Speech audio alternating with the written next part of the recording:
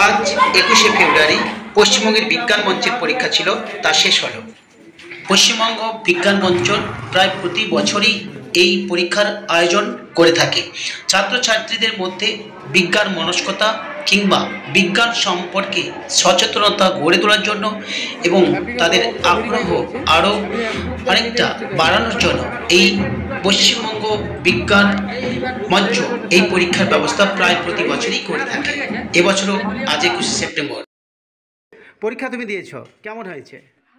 ভালো পরীক্ষা হয়েছে। কোন ক্লাসে পড়ো? ক্লাস 5।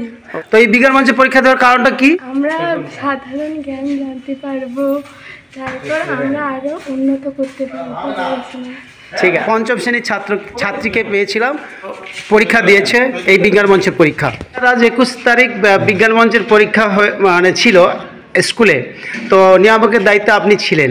তো এই বিজ্ঞান মঞ্চের পরীক্ষা নেওয়ার উদ্দেশ্যটা প্রকৃত কী?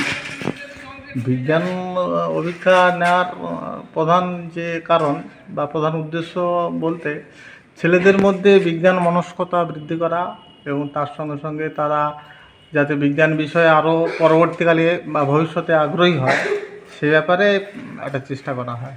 আচ্ছা স্যার, আজকে কতজন স্টুডেন্ট পরীক্ষা দিল? আজকে 125 জনের পরীক্ষার্থীর পরীক্ষা দেওয়ার কথা ছিল, তার মধ্যে 120 জন দিয়েছে। স্যার এই পরীক্ষা কোন ক্লাস থেকে কোন ক্লাস পর্যন্ত দেওয়া যায়? ক্লাস 2 থেকে 9 পর্যন্ত। শুনলেন আপনারা, বিজ্ঞান মঞ্চের পরীক্ষা আজ 21শে সেপ্টেম্বর ছিল এবং সেই পরীক্ষা খুব সুস্থ সুন্দরভাবে নির্বিঘ্নে সম্পন্ন হয়েছে এবং সমস্ত দায়িত্বে ছিলেন শিক্ষক মহাশয় মাননীয় প্রণব রাজ মহাশয়। আর এই ছাত্রছাত্রীদের বিজ্ঞান মনস্ক করে তোলার জন্য এবং তাদের এই প্রতিভা আরও বহিস্ফুরণ ঘটানোর জন্য এই বিজ্ঞান মঞ্চের পরীক্ষা, এই উদ্দেশ্য মেয়েদের মধ্যে বিজ্ঞান সচেতনতা বা বিজ্ঞান মনস্কতা গড়ে তোলার জন্য এই পরীক্ষা। বহিষ্বেরা থেকে তোমার ভাবনা।